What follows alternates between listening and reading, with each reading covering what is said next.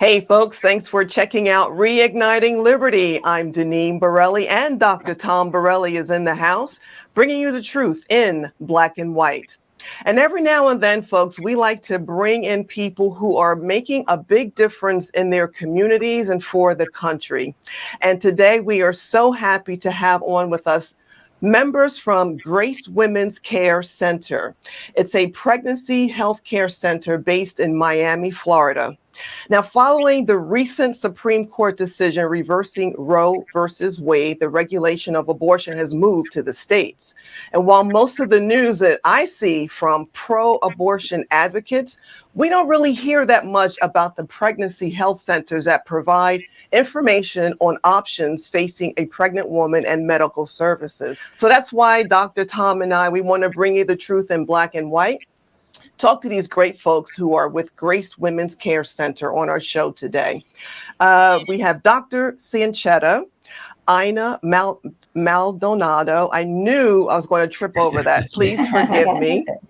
I'll get it right. Wilma Sepulveda, and Angie Cabeza. All right. Welcome, everyone, to the show. We really appreciate it. Thank you. Thank you for having us.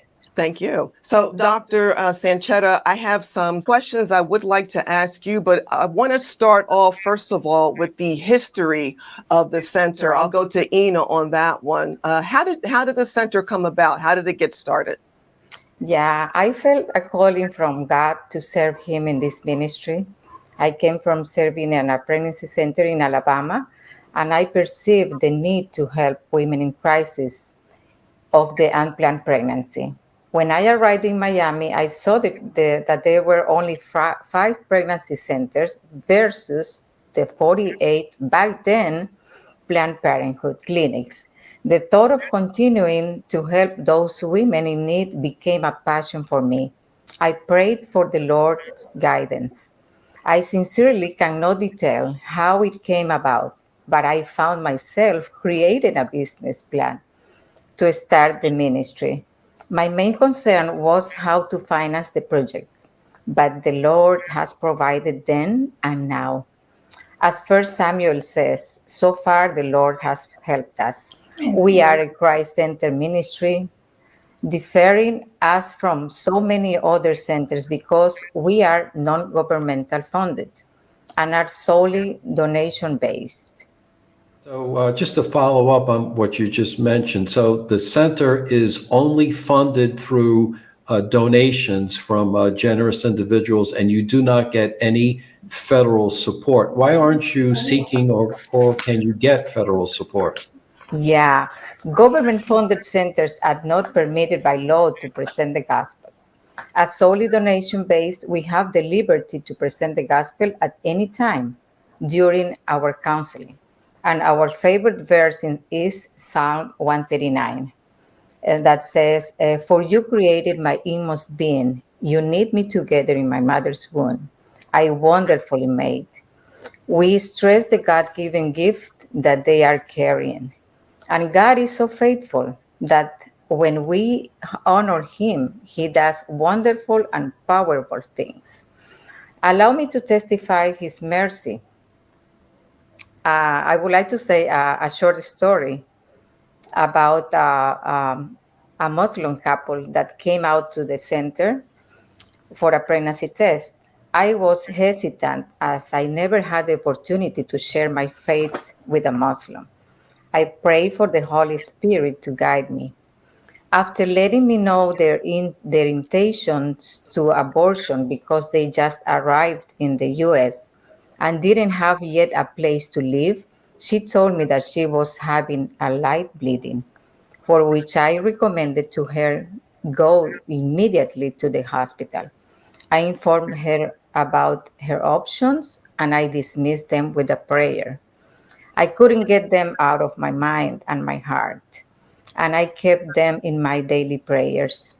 After almost a month, they came back to the center to say goodbye, because they were going back to India, where they asked me to tell them more about that Jesus that stopped the bleeding. After I prayed for her in their visit. I was so touched that I shared the gospel with them, and they both received Christ as their Savior. They decided to keep their baby and return to their country where they can raise their children. I gave them a Bible and prayed for their return to their home country. The gratification was and is overwhelming. For all of us at the center, the praise belongs to God for the joy of one more child. Well, that is an amazing outcome, and thank you for sharing that. Besides the center being faith-based, what else makes this center different from others? And anyone can answer that question. Well, I'd like to inject a little bit. And again, thank you very much for this opportunity. Absolutely. Grace Women Care Center actually opened up in 2015. And we differ from different centers. Again, like Ina mentioned, we have the liberty to show these women what they are carrying, a gift of the Lord. So we do present the gospel to them. We help them in their emotions. They normally come in with a lot of emotions, different emotions. We talk to them, we counsel them, and we're just open to speak to them as our heart leads us. We provide our clients with confidential services of their pregnancy test, the ultrasound. We illuminate the information about abortion information and the adoption options that they may have. We also offer them in-person and online parenting classes, biblical counseling, and community referrals, like doctors, anything they may need, Medicaid. We do all paperwork for them, with them actually. We are partnered with a medical center, and this is unusual because not all pregnancy centers have that privilege.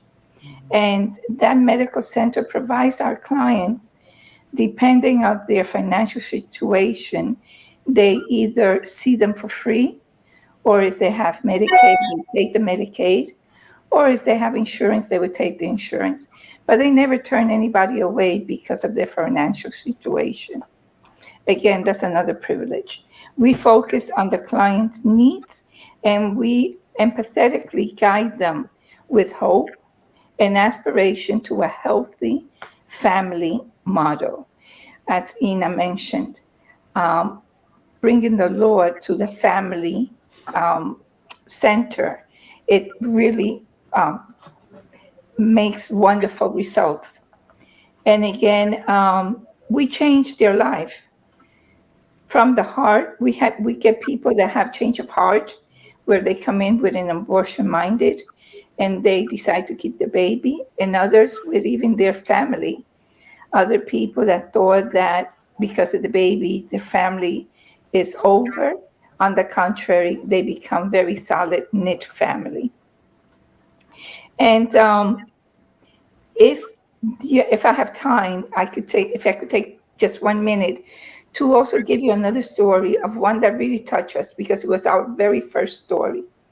When we opened up the center, we had a young couple that came in, and well, not so young because they were really in the 30s, but they were very open.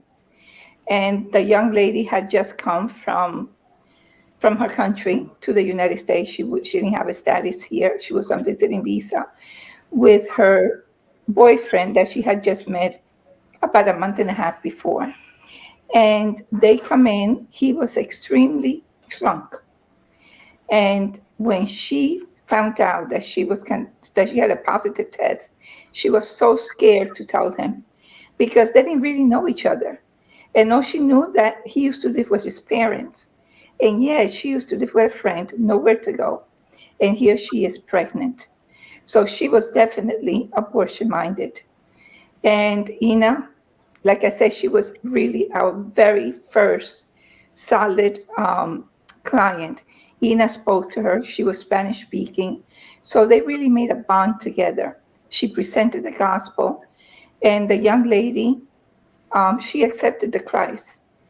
Now, this young man comes from a Christian family, so it was really horrifying to inform his parents that he had a foreigner for a girlfriend, and on top of it, she was pregnant and she had to come and stay with him at the house.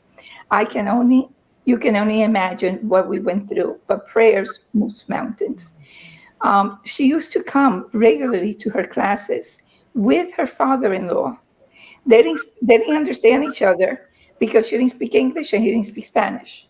But yet that bonding started coming. We invited her to church. They started going to church. To make a long story short, these couple today, 6 years later, they got married to form a family. They moved and bought themselves a home.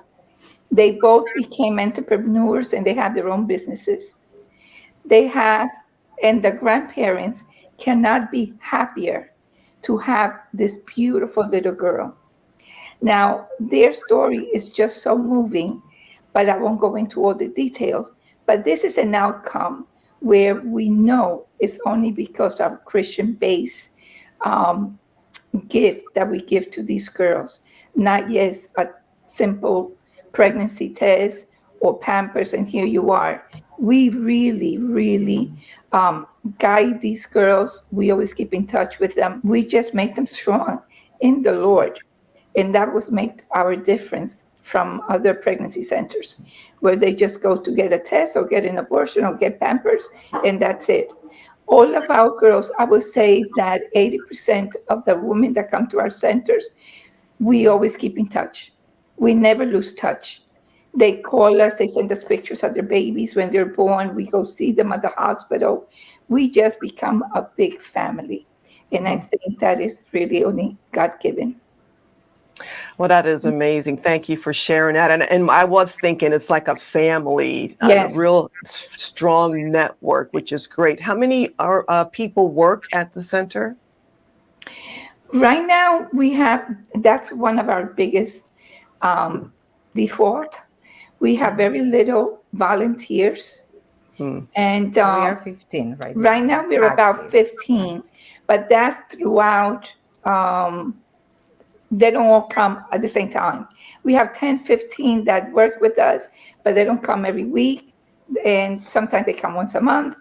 But regular that are study and really have a heart for it, we have about 7 that really keep us going. And these women are really to be commended because they give their time, and if we need them, they're there. But register, we have like 15 volunteers. So as you can see, this is really a big need that we have. Sure. Go ahead, Tom. So obviously your orientation is obviously pro-life. Yes. I don't know if you have kind of percents in mind, but what percent of the guessing, what percent of the women that come in actually decide to have a baby as opposed to an abortion? It is a major percent, a small percent? 80%. 80% of the women that come to our centers, they understand that what they have in the womb is a baby, and they decide to parent. Well, Dr. Sanchetta, I want to come to you now. What are the medical risks of an abortion? Tom and I, we live in Connecticut, and actually there was legislation that would allow non-doctors to perform abortions. What is your reaction to that? You can always have risks of infection, bleeding, and injury to the neighboring organs, depending upon whether it's done surgically or by medication. In addition, you could have scarring in the uterus that may affect fertility later on. And all these can lead to other problems, in additional perforation of the uterus. So there's significant risks as far as the abortion. I don't do abortion procedures. Obviously, I'm pro-life.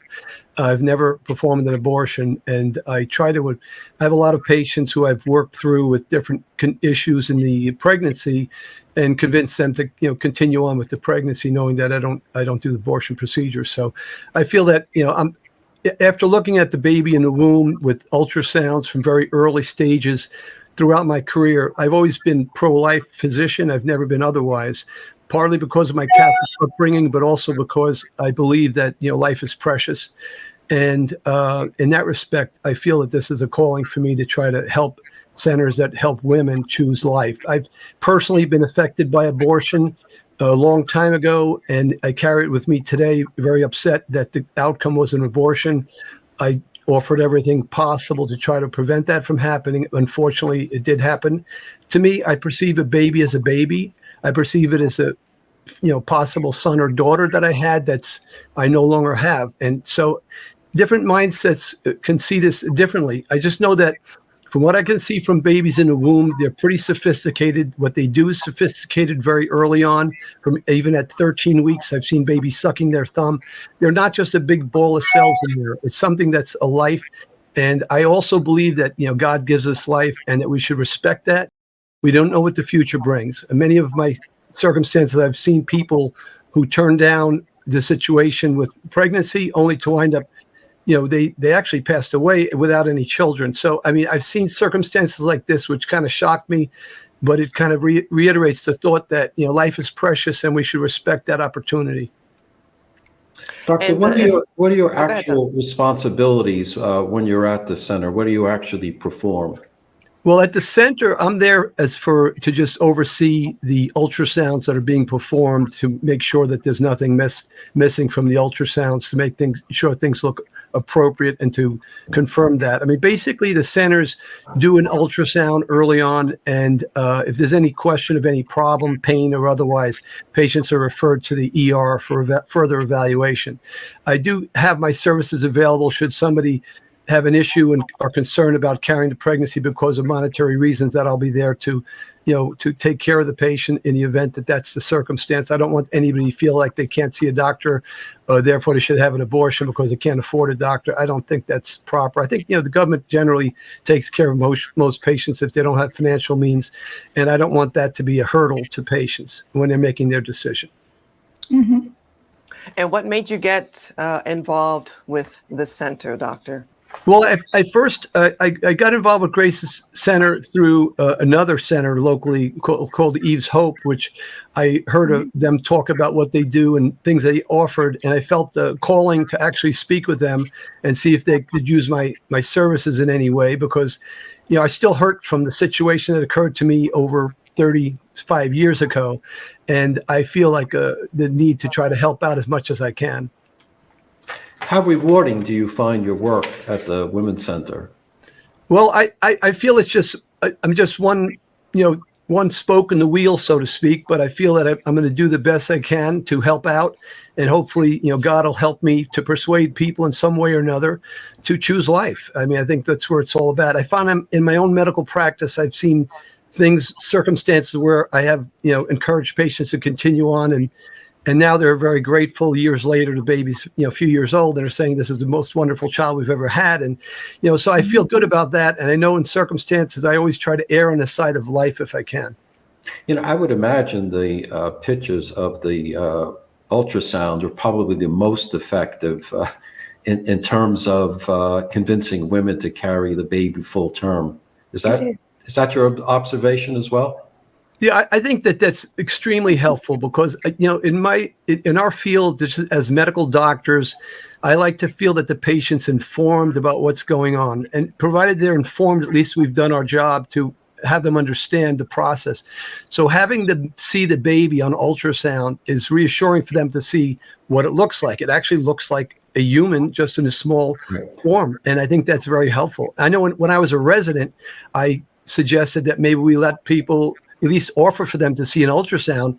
And back then they shut me down. This is back in 1981 to 85. And they're like, no, that's not necessary. Nobody needs to see. I said, well, what about if we just offer them to see? And they were like, no, we don't need to do that. So, from back then, I thought it was not really allowing patients to have full informed consent. Sometimes people change their mind from what they see on the ultrasound. Sure. And Angie, I'd like to bring you in here. How did you get involved with the center, and how long have you been working with them? Okay. Well, I really felt a calling from God probably 3 or 4 years ago to get involved in the pro-life movement. but not in any kind of political way, but at a grassroots way. And I felt a calling to work with women and their babies. But I'm super busy as a veterinarian. You know, that is beyond a full-time job. And I just didn't have the time. But I started to look online finally, and all I found was abortion clinics. And I actually couldn't even find a pro-life clinic anywhere in Miami. So then I kind of stopped looking for a little while. And that at our church, the pastor brought one of his daughters on stage one morning, and she was talking about how she had gone and worked with Ina and Wilma, and what an amazing job they were doing at their center. And during that service, I just committed to myself that, okay, this is the group I need to help. And I didn't even know that they existed before then. And of course, you know, work gets busy and family and kids and all that. And I still didn't have the time. And it was about last February where, you know, I was sitting at my desk and realized I actually am caught up for 2 or 3 hours for the first time. So I decided, okay, I'm just going to go down there today and meet with these women and see what I can do to help them. So went over there, and Ina was actually too busy to meet with me at the moment. I filled out the volunteer form, but she made time in her schedule, and we started the talk. And I even told her, I said, I really don't know how I can help you because I don't have free time, but I'm here to help in any way I can. And she started telling me about how they needed an ultrasound machine. And at that, I was like, well, okay, this is how I was meant to help, because I have a ton of ultrasound contacts. And for me, that's very easy. And I think within a month, I was able to provide them with their ultrasound machine. And it was a need. I felt grateful I was able to fulfill that. And I would really just tell anybody, right? I think we all get callings, and it's a matter of if we listen to them and follow through on them or not. And I would just encourage anybody who's got a heart to help to, you know, act on that and just jump in and do it. And I've been working with them ever since, and I really love and appreciate what they do. That's great. And we'll ask you the same question. How rewarding is it for you to be working with the center? It's extremely rewarding. You know, it's one of those things. There's no greater joy than to give back. You know, you can do anything you want for yourself, but it's really when you are helping someone else that you're really fulfilled. So it's been a pleasure to help them, and I hope I can continue to help in other ways. So coming up soon, you have, I think it's on November 10th, you have a gala dinner. Can you tell our viewers and listeners about this gala? Anyone? Angie, you want to be our spokesperson? Wilma, you have the details, so I would say go ahead and do all the details. But this is our big annual fundraiser. We would love to encourage more attendance. Anybody who has a heart to come, please come. We welcome you. There will be a silent auction there, and I know we've got some great speakers. Yes, we do. Thank you. And again, Angie has just got sent to us. She doesn't realize that, not because she's not at the center per se, she works behind the stage. Mm-hmm. And it's funny, if I had a minute to express how she says something, it's better so much to give. You get so much reward when you give. It's so funny because after the pandemic, of course, our center suffered a lot because we weren't getting people. They just couldn't come to us. Although we never closed. We closed for 2 governmental mandatory weeks, but we stayed open. We used to come in and work with masks and everything. However, there was a doctor, again, in another reunion, there was a doctor who was looking for an ultrasound in that the clinic that we partnered with. And we've heard about they needed an ultrasound for a clinic. We had an ultrasound machine, and we said, well, if we haven't used it for 2 weeks and this clinic needs it, let's give it. And when we need it, the Lord will provide. Those were our words. We donated the ultrasound to the clinic, and a month later, we get Angie to come in and say, you don't have an ultrasound? No, we don't. And she provided us the ultrasound because we donated ours since we didn't have anybody to use it and we weren't using it. And yet it turned around that now that clinic, they were so grateful. They said, no, since this is your ultrasound machine, you send all your girls here and we'll take care of them. And that's how we have the connection of the clinic giving us the special services of a clinic With doctors. without a charge, with Yeah. all kinds of doctors.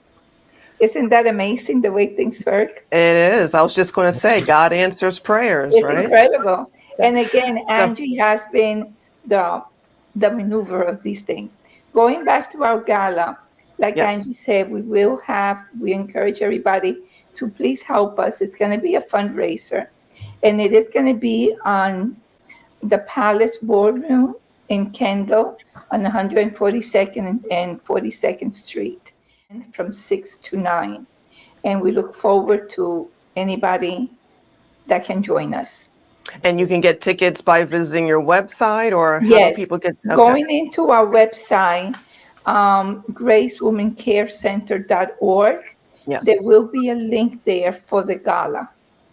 We're going to Great. have an excellent speaker, David Gibbs. He's an attorney up in Washington who's also totally pro-life, and especially his heart is in pregnancy centers.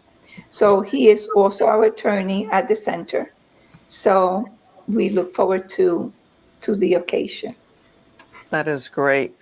Well, listen, I found this discussion to be, I think this is going to be a really great topic for people to look into.